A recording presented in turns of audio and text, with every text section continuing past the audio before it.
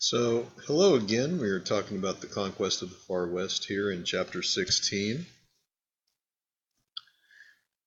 And in the West, you have a myth and a reality here. The myth is that, somehow white Americans somehow made this paradise and Native Americans were out to kill them and destroy them and all this kind of stuff. But the reality is much different, as we shall see. A little bit about the societies of the Far West. In the societies of the Far West, you have Western tribes, which are have a caste system, which basically means they have a social hierarchy. We're talking about the Sioux tribe, for instance. Maybe perhaps use them as an example. These are Native American tribes with a distinct set of ways that they do things, as you can see in the picture. One of the things that they were doing is using the buffalo, which they used extensively to basically power their economy. And I don't mean like using it as fuel or industrial power. I mean using the whole animal to basically get a lot of things done and made. Native Americans had certain weaknesses when it came to fighting against the white man. Of course, white people had weapons, and Native Americans didn't have the kind of technology necessary to defend them off. Also, the susceptibility to disease was higher, especially for Native American tribes. And that, of course, is the number one thing that kills Native American tribes when it's all said and done, is diseases.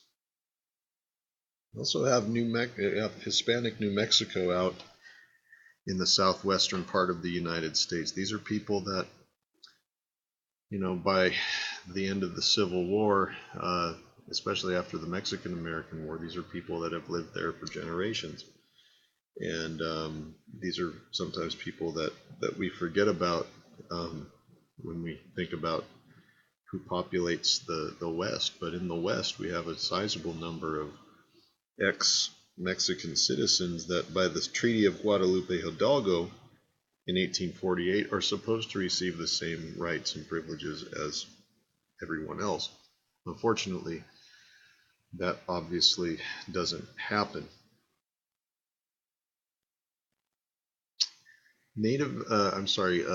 Mexican Americans living in California and Texas saw a couple different things. Number one is the decline of the mission society. In other words, missions were the first outpost of colonialization to happen during the period of Spanish colonization of California, Texas, and other areas in the Southwest. Missions became less of a focus, however, and economic development became another focus of the Spanish, and then, of course, the Mexicans, when the Mexicans achieved independence. So you have a Hispanic culture that's been developing that is very business-minded and Western in orientation, and the whole idea shifts from saving souls to, I think, saving money. And when whites start to move in and take over, in California, for instance, we start to see the declining status of Hispanics. Hispanic people become discriminated against. They get their land taken away from them.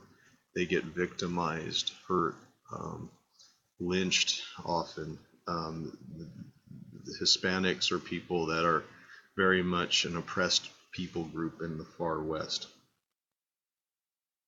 Another group adding to the mix in the Far West are the Chinese. We have Chinese immigrants coming over to try to build the Transcontinental Railroad in the second half of the 19th century, establishing Chinatowns where they live and work and try to forge a new life here in the United States. There was a lot of racism against the Chinese, but not necessarily at first. At first, the Chinese were looked upon as people who could be worked with by whites. However, that feeling turned to gradually more hostility against the Chinese. And you had racism building and resentment building. Chinese people would often work for lower wages than white people would, which is one huge important factor why they were involved in building the Transcontinental Railroad. Anti-Chinese sentiment took the appearance of different things here. As you can see, there were anti-coolie clubs that sprouted up out here in California, especially, and other places where essentially it's discrimination by certain groups, specifically white Californians, culminating in the Chinese Exclusion Act in 1882, which affected California as well.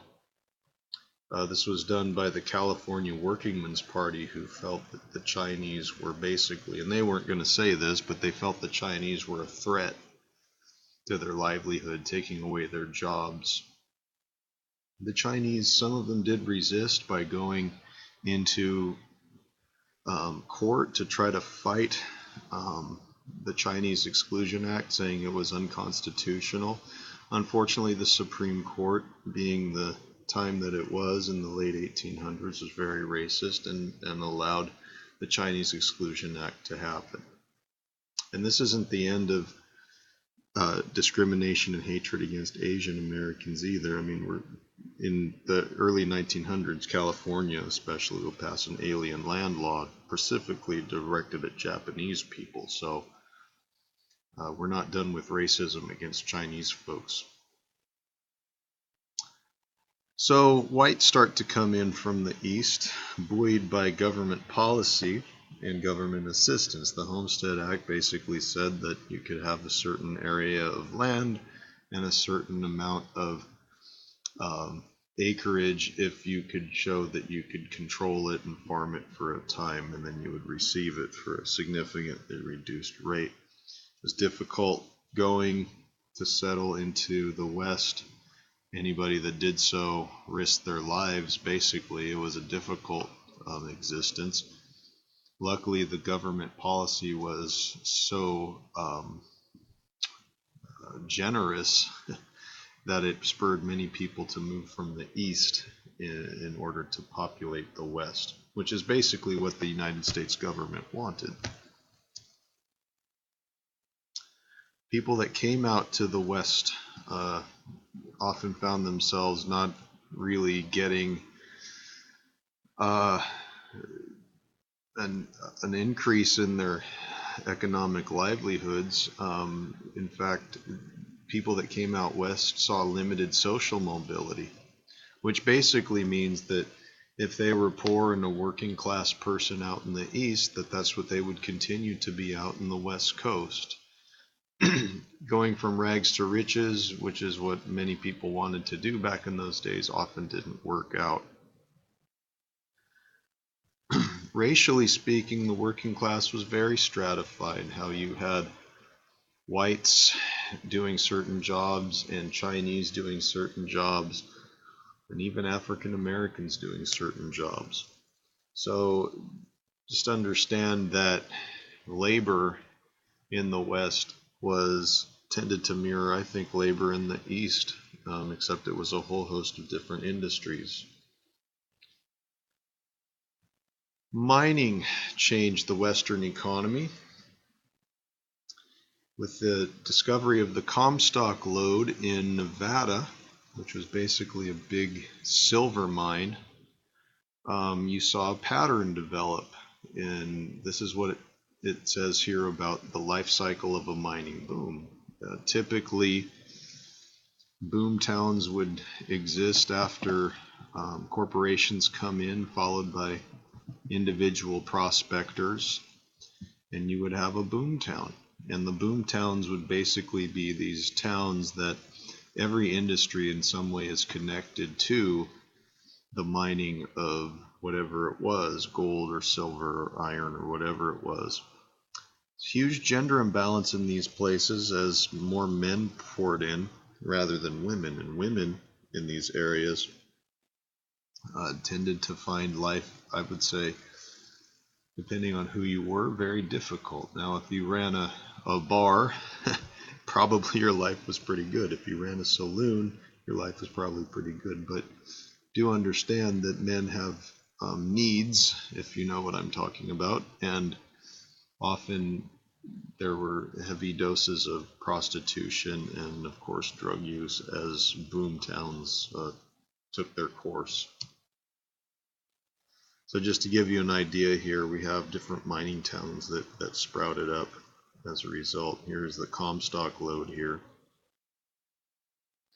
And you can see how different mining areas sprout up and how different towns sprout up as a result. And then once the mining is over, then you have what are called ghost towns, as you can clearly see there. So the Western economy was also changing with the advent of the cattle industry and the ranching industry. Not many people know this, but the cattle industry had its origins with Mexico. The first cowboys were vaqueros, basically, where we're talking about Mexican cowboys. Their whole point was to drive cattle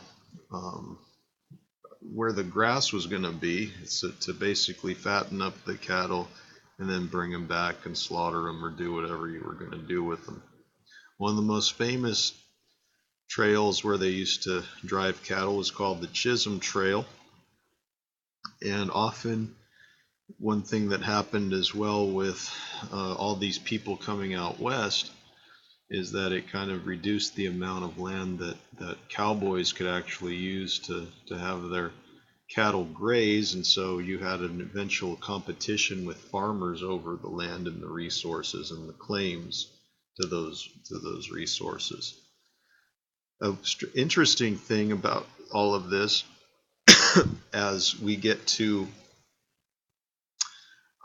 see this change in the economy, is a change in political games for women as well. In the West, often women were receiving political rights far more than they would have gotten in the East, because of just, in some ways, the West being a new outlet for people to go and experiment and try new things. And so that's one of the interesting things that we see in the West. Just to give you an example of the cattle trails, how they would drive the cattle all the way up to market from all these different places, especially to get to the Transcontinental Railroad and to the meatpacking industry here in Chicago, where the cows could be slaughtered and, of course, repackaged and sent to other markets. And so the point is that the economy of the West was very much changing.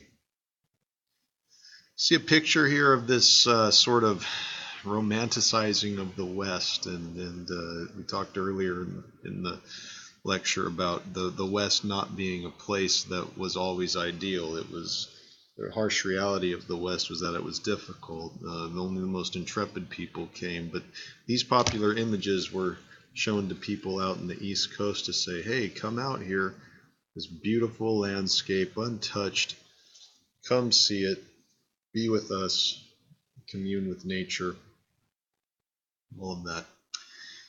And this is another popular image that we get with the West as well. These beautiful areas, large expanses. And so to conclude the talk about the West here, that's what we're talking about. You know, the West was a difficult place. It was not easy to set up a life that was advertised. However, in America, we have tended to romanticize the image of the West, romanticize the image of the cowboy, when the reality was it was a difficult life, but one that we must give proper historical scrutiny to. So thank you for listening for chapter 16, and we will see you in further lectures.